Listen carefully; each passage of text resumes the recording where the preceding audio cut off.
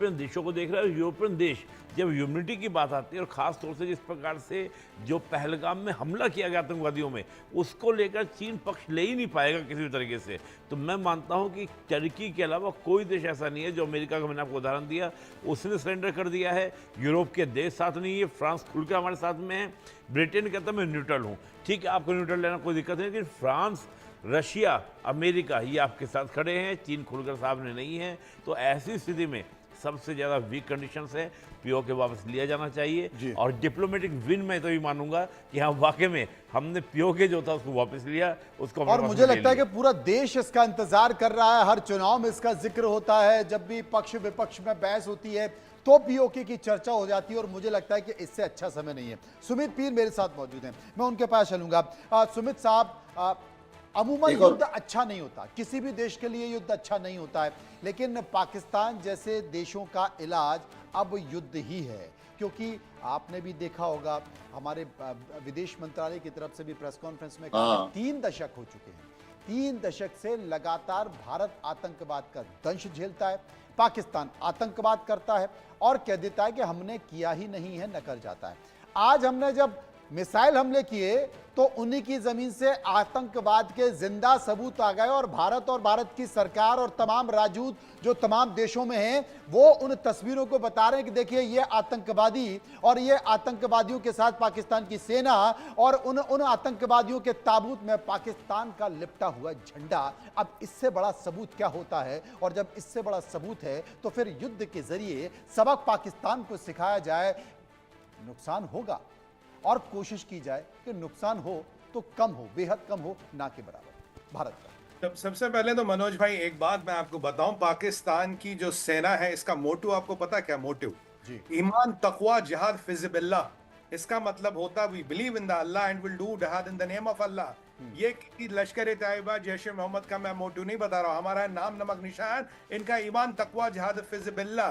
जहां फौज के मोटिव में लिखा है जिहाद करना, जहां फौज का हेड मुल्ला है, जहां फौज का हेड फेनेटिक है, इस्लामिस्ट है, इस्लाम के तंज पे इस देश की बुनियाद रखी है, हिंदू हेटर, गजवाए हिंद, काफिरों को मारना है, यही एक मिशन लेके चले हैं। इसी जहर पे अब अपनी आने वाली नस्लों को पालते हो, तो इनका एक ही विकल्प है, वो है इजराइल टाइप सोल्यूशन, और कोई नहीं है। हमने बहुत डोजियर दे दिया, अब डोज देने की जरूरत है, डायरेक्ट डोज देने की जरूरत है। ये मोदी सरकार है, ये मनमोहन की सरकार नहीं है। डोजियर से यहां बात नहीं बनती। मोदी जी को बोला होगा कुछ बुद्धिजीवियों ने, साहब डोजियर भेज दो, उन्होंने कहा नहीं भैया डोजियर नहीं देंगे, सीधा डोज देंगे।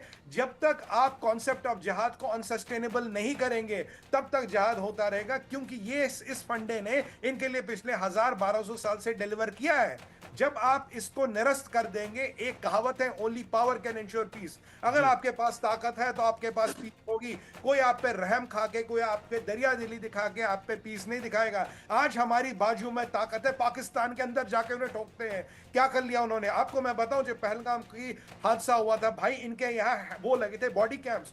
कोई जीएचक्यू रावलपिंडी में बैठ के वो नरसंहार देख के कॉफी पी रहा था, और क्या बोला था, जाके मोदी को बोल दो। अब मोदी को बोल दिया, अब मोदी ने दिखा दिया। 14 दिनों के अंदर अंदर पाकिस्तान की ईंट से ईंट बजा दी, और ये पाकिस्तान का मुनीर अपना परिवार निकाल चुका है, शमशाद अपना परिवार निकाल चुका है। सबसे बड़ी बात है, सबसे बड़ी बात है पीर साहब कि अभी जो वहां के रक्षा मंत्री हैं, वहां के रक्षा मंत्री ख्वाजा साहब कहते हैं कि जरूरत पड़ी तो हम अपने मदरसों के बच्चों को जंग के लिए भेजेंगे। अब जेनी साहब, तुम पाकिस्तान के मदरसों के बच्चों को जंग के लिए भेज दो और अपने सारे बच्चों को लंदन भेज दो, दुबई भेज दो पढ़ने के लिए, यानी कि यही कर करके पाकिस्तान की हालत होगी। जनी साहब।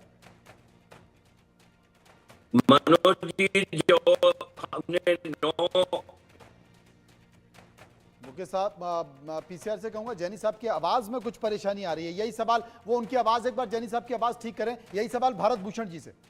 हाँ जी, ये तो उनके बच्चे लोग जो है बाहर विदेश में जाके बैठे हुए हैं, फैमिली बाहर बैठी हुई है, और ये भी जो है इनकी भी जो है कोई कनेक्शन नहीं है ट्रूप्स के साथ। तो उनके ओवन कारगिल में आपने देखा था, उनके सोल्जर्स की भी लाशें नहीं ले गए, वो भी एक्सेप्ट नहीं किया कि हमारे लोग हैं। हम ही ने लोगों ने वहाँ पे उनको गाड़ के उनको दफनाया with pure full military honours.